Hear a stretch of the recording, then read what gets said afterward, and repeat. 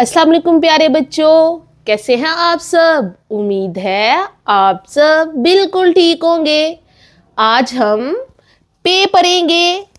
पे की आवाज प से शुरू होती है, जैसे प प पढ़िए प। आइए पे से बनने वाली चीजों के नाम सीखते हैं। पे प प प्याज, प प प्याज, प प प्याज।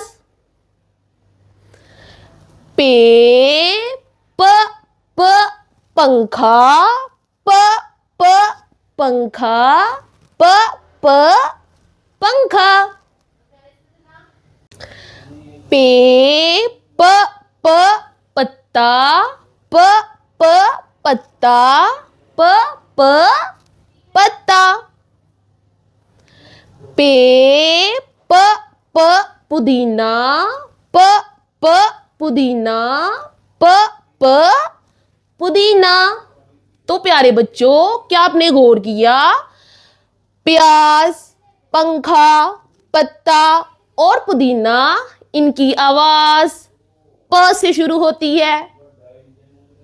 जैसे प प्याज, प पंखा, प पत्ता, प पुदीना।